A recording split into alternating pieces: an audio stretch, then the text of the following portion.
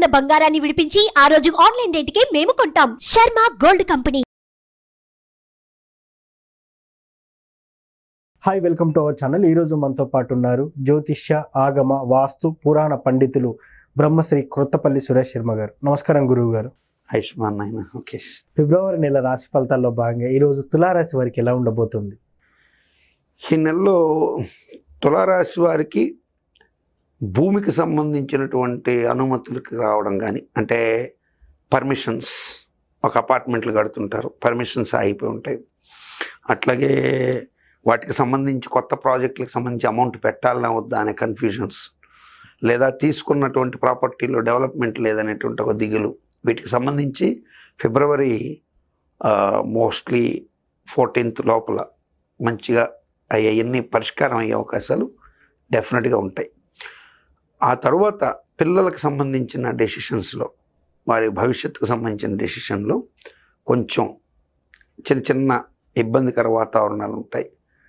మాతృవర్గీయులతో సత్సంబంధాలు మెరుగుపడే అవకాశాలు ఉంటాయి. అయితే కొన్ని ఉగ్రమైనటువంటి మాటలు, అంటే సమయం సందర్భం లేకుండా అకారణ కోపం, అనవసరమైన కలహాలకి కారణమైనటువంటి కోపాలు ఎక్కువ వచ్చే అవకాశం ఉంటుంది. దాన్ని కొంచెం జాగ్రత్తగా పెట్టుకుంటే ఖచ్చితంగా మంచి జరిగే అవకాశం ఉంటుంది. ఆధ్యాత్మిక క్షేత్ర సందర్శన చేసే అవకాశాలు పుష్కలంగా ఉన్నాయి. నేను కన్యారాశిలో కూడా చెప్పడం మర్చిపోయాను. ఆధ్యాత్మిక రాశిలో కూడా కన్యారాశి వారికి కూడా తీర్థక్షేత్ర యాత్ర దర్శనం అవకాశం ఉందో, అట్లాగే తులారాశి వాళ్ళు అనుకోకుండా తీర్థయాత్రకు వెళ్ళే అవకాశాలు ఉంటాయి. భగవద్ దర్శనం, సంఘంలోని కొంతమంది ప్రముఖులను కలుసుకోవడం, ప్రముఖ వ్యక్తుల ద్వారా వీళ్ళకి కొంచెం మంచి జరిగే అవకాశాలు కూడా ఉంటాయి. ఇక బ్యాడ్ హ్యాపెండ్స్ కింద చూసినప్పుడు పిల్లల విషయంలో కొంచెం ఉగ్రమైనటువంటి నిర్ణయాలు కొంచెం ఇబ్బంది పెట్టే అవకాశం ఉంటుంది. అది కొంచెం జాగ్రత్త చేసుకోవాల్సిన స్థితి ఉంటుంది. వ్యాపారస్తులకైతే సాఫ్ట్గా వెళ్ళిపోతుంది, ఏ గొడవ ఉండదు. ఈ నెలలో మోర్ ఆఫ్ ది పార్ట్ కావాలంటే డైరీ మెయింటైన్ చేస్తే ఏ రోజు ఏం చేశామని రాసుకుంటే మంత్ ఎండింగ్కి వచ్చిందో చూస్తే అందులో యాక్యురేట్గా 90% వాళ్ళకి మేలుగానే కనపడుతుంది తప్ప ఫెయిల్యూర్ అయితే కనపడదు. ఓ 10% అనేది మానవ సహజంగా కనపడచ్చు. 90% ఈ నెలలో వ్యాపారస్తులకైతే అన్నీ మంచిగానే జరుగుతాయి. యోచనతో నిర్ణయాలు తీసుకునే అవకాశాలు ఎక్కువగా ఉన్నాయి. కేంద్ర గురువు యోగాన్ని ఇస్తాడు. 6 రాహు, 6 విత్తధాత్రి. విదేశీ ఉద్యోగాలకి, వీసాలకి ట్రై చేసే వాళ్ళకి అవి కూడా ప్రాప్తించే అవకాశాలు ఎక్కువగా ఉంటాయి. విదేశీ ఉద్యోగం, నాకు అప్లికేషన్ ఫెయిల్ అయిందండి, నాకు వీసా రాలేదండి అనేవాళ్ళు, అలాగే విద్యలకు సంబంధించి నాకు సరైనటువంటి విదేశీ అవకాశాలు రాదని మంచి జరిగే అవకాశం ఉంది. అట్లాగే స్వాతి నక్షత్రం బట్టి విదేశాల్లో స్టాండ్ అయినటువంటి వాళ్ళకి కొంత ఫ్యామిలీకి సంబంధించినటువంటి గందరగోళ పరిస్థితులు కావచ్చు, అట్లాగే వాళ్ళ ఉద్యోగ భద్రతకు సంబంధించి ఆర్థికంగా ఎర్నింగ్స్కి సంబంధించి కొత్త మార్గాల ద్వారా లబ్ధి పొందే అవకాశాలు ప్రస్ఫుటంగా ఉంటాయి. అన్ని రకాలుగా కూడా మోస్ట్ ఆఫ్ ది పార్ట్ బాగానే ఉంటుంది. భార్యాభర్తల సంబంధ బాంధవ్యాలు ఏమి దెబ్బతినవు. ఇటు వచ్చి పిల్లలకు చెప్పాను కదా, ఆ నిర్ణయాలు పిల్లలకు సంబంధించినటువంటి డెసిషన్స్లో కొంచెం ఇంటికి సహజంగా యజమాని అంటే భర్త కాబట్టి కొంచెం నిర్ణయాలని భర్త తీసుకునే అవకాశం ఎక్కువగా ఉంటుంది. కాబట్టి ఈ తులారాశిలోని మగవాళ్ళు పిల్లల విషయంలో బాధ్యతల్ని భార్యకి కొంత భాగం కల్పించి ఎక్కువ పాటు వాళ్ళ మీద పెట్టి వాళ్ళ పరంగా వాళ్ళ వాదనను కూడా వినడం ద్వారా మంచి జరిగే అవకాశాలు ప్రస్ఫుటంగా ఉంటాయి. విద్యార్థులకు ఎలా ఉండదు? విద్యార్థులకి గురువు యోగంగా డైరెక్ట్ చూస్తున్నాడు. చెప్పాను కదా, విదేశీ విద్యలు యోగంగా ఉన్నాయి, స్వదేశీ విద్యలు ఇంకా అద్భుతంగా ఉంటాయి. సో విద్యార్థులకి ఎలాంటి కష్టం లేదు. అయితే ఇక్కడ ఇంకొక చిత్రమైన విషయం ఏంటంటే, ఎప్పుడు కూడా నేను నా లైఫ్లో నేను ఎప్పుడు వాళ్ళకి జాతకం చెప్పలేదు. నన్ను ప్రత్యేకంగా వచ్చి కలిసిన వాళ్ళు ఉన్నారు, ట్రాన్స్జెండర్స్ కొంతమంది. ఓకే. తమాషగా ఈ తులారాశిలో ఉన్నటువంటి ట్రాన్స్జెండర్స్ వాళ్ళ లైఫ్లో వాళ్ళు చూడని కొన్ని ఫైనాన్షియల్ గ్రోత్ చూసే అవకాశాలు ఉన్నాయండి. ఓకే. ఆశ్చర్యంగా ఉంటుంది. నేను మొన్ననే స్టడీ చేశాను ఆ విషయం. ఎందుకను అంటే, మీరు ఎలా డిసైడ్ చేస్తున్నారు గురుగారు నన్ను అడగచ్చు. గ్రహాలకు సంబంధించి రవి, కుజ, గురు ఈ 3 గ్రహాలని పురుష గ్రహాలని, శుక్ర చంద్రుల్ని స్త్రీ గ్రహాలని, బుధ శని రాహుకేతుల్ని నపుంసక గ్రహాలని చెప్పింది. చిత్రంగా ఏంటంటే, ఇప్పుడు ఆ నపుంసక గ్రహాలని చెప్పే అయితే 4 గ్రహాలు ఉన్నాయో అవన్నీ వీళ్ళకి చాలా అద్భుతంగా యోగిస్తున్నాయి. సో వీళ్ళు వాళ్ళని నాకు అవమానకరంగా కాదు, అంటే ట్రాన్స్జెండర్ అంటే మీన్స్ కన్వర్టెడ్, నపుంసకం, పురుషుడు కాని విధానంలోకి మారడం, నపుంసత్వం ఇది నపుంసకత్వం. సో మగవాళ్ళు ఉండి ఇప్పుడు సపోజు జనబాహుళ్యంలో ప్యాంట్ షర్ట్ వేసుకొని ఒక లోపలేమో ఈ ఫీల్స్ ఎక్కువ ఉన్నటువంటి ఎవరైనా ఉన్నా వాళ్ళు ఇప్పుడు పాజిటివ్ డెసిషన్ తీసుకోవడానికి, అంటే వాళ్ళు మామూలు లైఫ్లోకి రావాలి, మనకి ఇటువంటి ఆలోచనలు ఉండద్దు. అర్థమవుతుంది మీకు? అంటే నాకు ఇటువంటి నేను మా ఫ్యామిలీ దృష్ట్యా నాకు ఇటువంటి పాడు ఆలోచనలు ఎందుకు వస్తున్నాయి, నేను కన్వర్ట్ అయ్యి మారాలి అనుకుంటే this is the best time for them. Okay. తమాషా ఏంటంటే వీళ్ళకి ఆ యోగాలు వసంత పంచమి నుంచి బ్రహ్మాండంగా ఉన్నాయి. వసంత పంచమి అంటే కరెక్ట్గా ఫిబ్రవరి 14 వస్తుంది. సో 14 వసంత పంచమి ప్రాప్తించే రోజు లోపల వీళ్ళు డెసిషన్ కనుక మార్చుకోగలిగితే ట్రాన్స్జెండర్స్కి అద్భుతమైన కాలం అని చెప్పచ్చు. అంటే ట్రాన్స్జెండర్స్ అంటే నా ఉద్దేశం మారిన వాళ్ళకి బాగుంది. ఓకే. ఇటువంటి ఆలోచనలు పెట్టుకొని వద్దు అనుకునే వాళ్ళకి కూడా బాగుంది. మారి మంచి లైఫ్లోకి రావాలి, మనం ఈ ఫీల్స్ వద్దు, నేను పూర్ణ పురుషుడిగా మారాలి అనుకున్న వాళ్ళకి కూడా పాసిబిలిటీస్ ఉండే అవకాశం.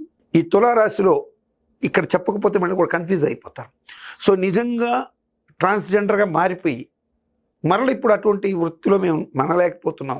డెఫినెట్గా వీ విల్ కన్వర్ట్, అంటే మనం మారాలి, మళ్ళీ మగవాడిగా వెళ్ళాలనుకునే పాసిబిలిటీస్ ఉంటే అటువంటి వాళ్ళు పురుష ప్రయత్నం చేసేదానికి కానీ, లేదు మనసులో ఇటువంటి నెగిటివ్ థాట్స్ ఉండి స్త్రీగా మారిపోవాలన్న డెసిషన్లో తల్లిదండ్రులను ఒప్పించలేక బాధపడుతున్నాడు కానీ వాళ్ళు కనుక ఇప్పుడు అర్ధనారీశ్వర పూజ, అట్లాగే మహాలింగార్చన, శివపార్వతులకు సంబంధించింది, త్రిపుర సుందరి సమేత మహాలింగేశ్వరుడు ఆయన కాబట్టి ఆ అర్ధనారీశ్వర పూజ కానీ మహాలింగార్చన కానీ చేసుకుంటే యాక్యురేట్ రిజల్ట్స్ ఖచ్చితంగా వచ్చే అవకాశం ఉంటాయి. గురువు గారు, చాలా మంది రాశి ఫలితాలను నమ్ముతారు, నమ్మరు. సో నేనైతే ఒక ఆస్ట్రాలజీ చేసే ఒక యాంకర్గా మాత్రం నేనైతే నమ్ముతాను. కొంతమంది ఏమంటున్నా అంటే నీది నాది ఒకటే జాతకం, కానీ నువ్వు నీచుడివి, నేనేమో రాజయోగినా అని ఇట్లా అంటుంటారు. సో నిజంగా ఈ రాశి ఫలితాలన్నిటి ఎవరికి వర్తిస్తాయంటారు? ఫస్ట్ మీలాంటి వారికే కాదు నాన్న, మీరు మామూలుగా హేతుబద్ధతతో ప్రశ్నించిన, ఒక రేషనలిజం భావంతో ప్రశ్నించిన, నాస్తిక భావంతో ప్రశ్నించిన, లేదు పూర్తి సంపూర్ణ దైవభావంతో ప్రశ్నించిన ప్రశ్న అయితే ఒకటే, అసలు ఈ రాశి ఫలాలు పనిచేస్తాయా? అవును, ఖచ్చితంగా పనిచేస్తాయి. అయితే ఇక్కడ చాలామందికి మరి నేను వృషభ రాశిలో ఉన్నాను, నా పేరు వెంకటేశ్వర్లు, నాతో పాటు పక్కనే వెంకటేశ్వర రెడ్డి గారు ఉన్నారు, ఆయనేమో బ్రహ్మాండంగా ఈ సంవత్సరం సంపాదించాడు, నేనేమో అడుగును పడిపోయాను అంటారు. మరొక ఆయన వెంకటేశ్వర చౌదరి గారు బ్రహ్మాండంగా సంపాదించారు, వెంకటేశ్వర శాస్త్రి గారు బాగా సంపాదించారు, నాకేమీ లేదు అంటారు. బిలో ప్రావర్టీలో ఉన్న అతను అసలు ఇవేవి పట్టించుకోకుండా కూడా కొంతమంది వెళ్ళిపోయేవాళ్ళు ఉంటారు. ఇక్కడ మనం రాశి ఫలాలు ఒకటే, మరి బాగా గుర్తుపెట్టుకోవాల్సింది ఏంటంటే అందరికీ సమమైన ఖచ్చితమైన ఏజ్ ఫ్యాక్టర్ ఒకటి ఏంటి, రోజులు సెకండ్స్తో కూడా ఒకే సమయంలో పుట్టడం అనేది జరుగుతుంది. కానీ వాడెవడో నువ్వు ఎట్లా ఐడెంటిఫై చేస్తావు? చేయలేం. ఒక గంప నిండా ఒకే చెట్టు కాచిన పండ్లే, అవును, అన్నీ ఒకే సైజులో మామిడి పండ్లు ఉన్నా ఎక్కడో లిటిల్ బిట్ డిఫరెన్స్ ఉంటుంది. అవును. మీరు కావాలంటే మీరు దీంట్లో నక్షత్రగ్రహ తారకానాం అని ఆదిత్య హృదయంలో ఉంటుంది. నక్షత్రగ్రహ తారకానాం అంటే నక్షత్రాలు వేరు, గ్రహాలు వేరు, తారకలు వేరు.